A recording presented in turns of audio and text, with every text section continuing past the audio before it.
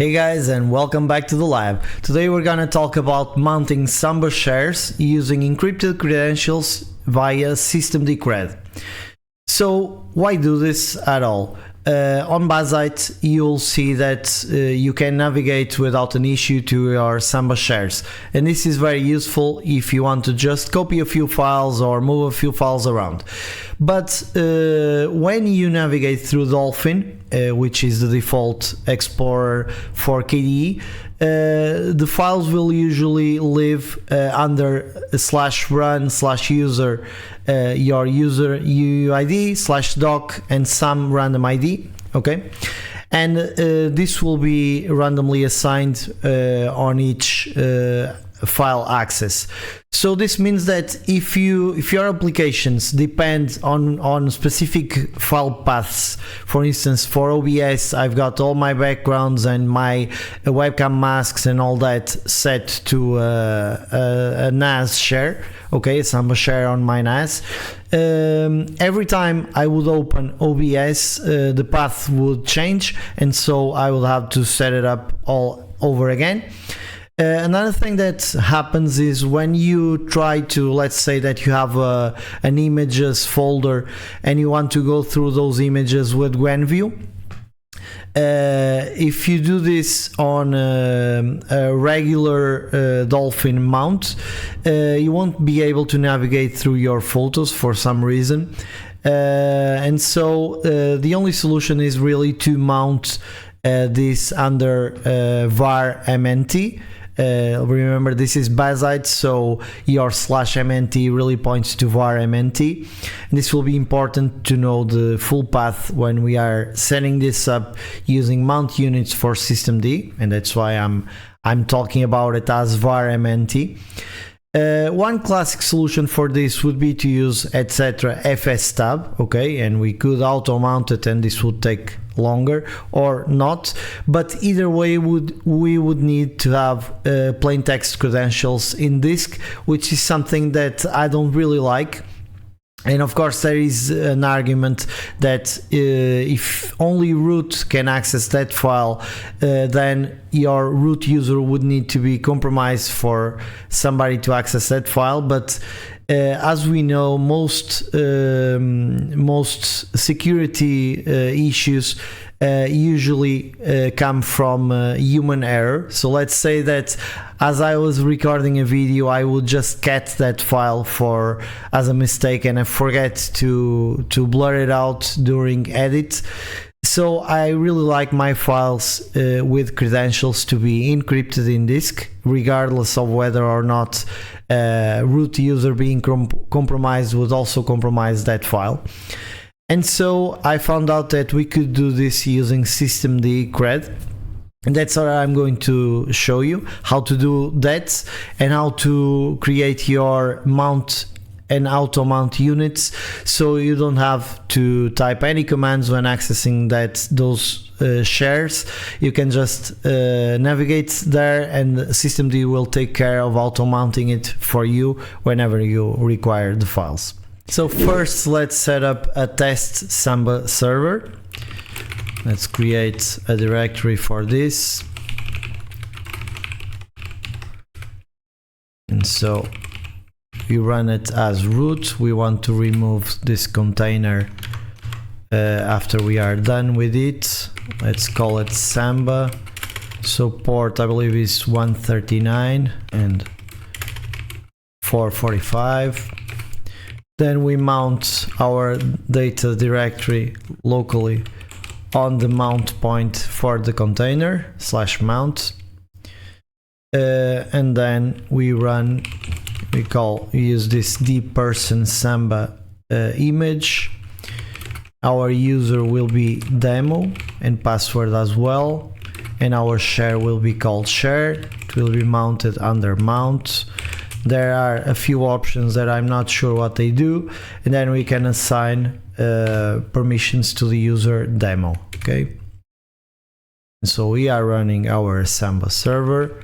We can find out the IP for this container, and then let me just run in a private shell, and then we can run SMB client to check whether this is working. And remember, our share is called share, our user is demo, and if we type demo, as you can see, we are in, right?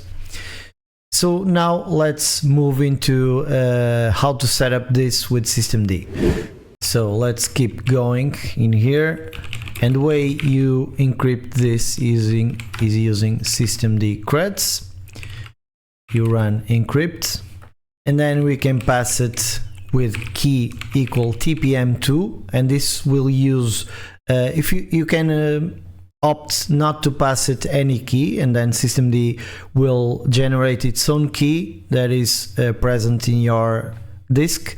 But if you use tpm2 and for some reason anybody removes the disk from your machine, then they won't be able to decrypt your credentials. So this is just another safeguard. We can give it a name. Let's call it nas.cred. And then we need the input file. In this case, we are going to use stdin.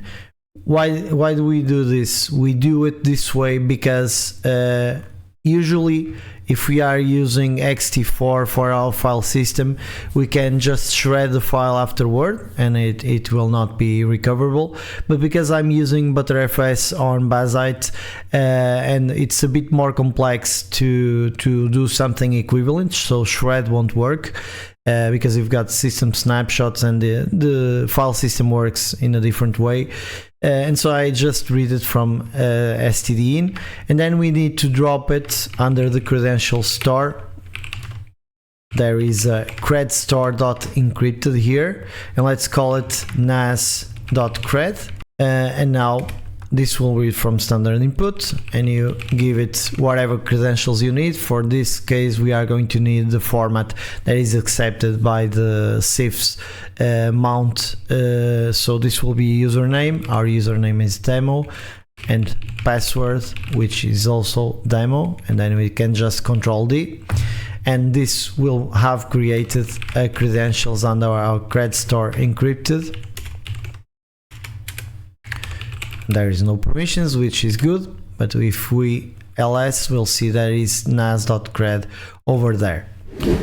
So now let's create our unit files, and I usually keep a template for this under local share templates. Okay, so I've got the templates for both the mount and auto mount units, which I'm going to copy here. Okay. So now we'll need a mount point for this. So under var mnt mount, let's create a nas directory where we'll mount this. And now let's make sure that our unit files match the name of the mount point, and this is very important. So var mnt nas, this will be the directory, and var for the mount as well, nas.mount. Okay, and now let's edit this mount unit. So this is very trivial stuff. It needs network to be online before it can mount, of course, and then you can set the mount section and point it to your nas.local. In my case, this will be the share. And of course, for nas.local to work, this needs to be set on our hosts. So let's just copy this IP. This will be extremely temporary. Let's do it and add it to our hosts. And so this will be our nas.local, and we can delete the previous entry. And so we'll mount share. This will be mounted under nas. Type is CIFS for Samba, and then this is how we load the credentials, encrypted credentials. So these credentials will be called nas.cred, and they live at etc. cred store encrypted. They are called nas.cred. For our mount options, we'll use credentials with %d, which points to automatically to that directory. So we can do nas.cred. This is the char set to use for the CIFS connection.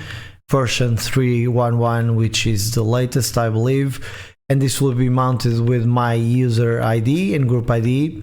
And then you can also use this xgvfs name and give it a name that will be a user-friendly name that will be displayed on Dolphin or Nautilus or whatever.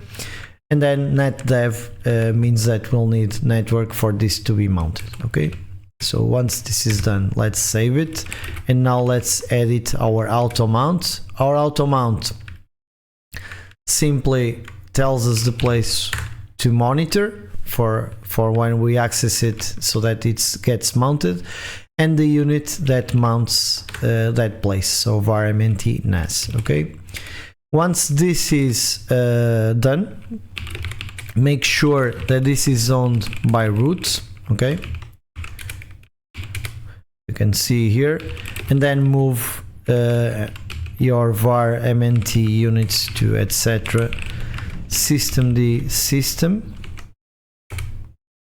and run systemctl daemon reload, and then simply enable the auto mount. The mount unit will be called by the auto mount, so you don't need to enable it. So let's enable it now.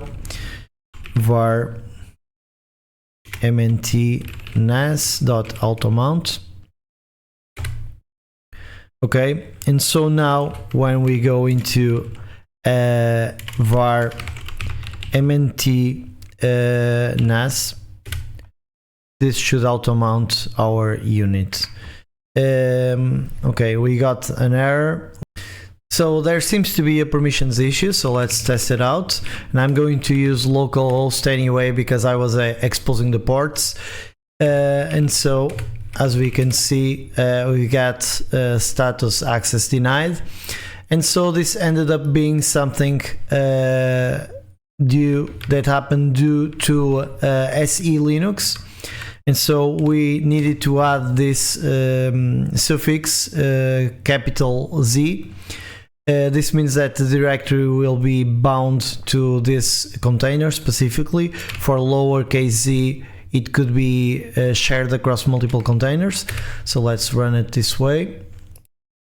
And now let's try it again. As you can see, we can list files within this directory.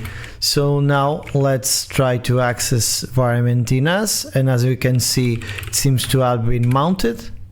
Okay, and so let's try to touch a file to var-mnt nas, and we are getting permission denied. Okay, I believe this is due to the permissions for this data directory. So let's change the permissions to 777.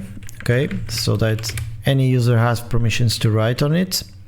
Let's run it again with the Z, and let's try to do it again. Okay, and now we were able to create a file within our Samba share. Let's connect through the client and there, and as you can see, the alive file is here. So we had a little extra work just to show it to you how we could do it with a mock or test server, but this should be much more straightforward with your own server if you know it's already set up to work properly. And there you go, guys, another video on the Year of the Linux Desktop series. I'm sharing with you my particular challenges as I'm moving forward to set all this up just the way I like it.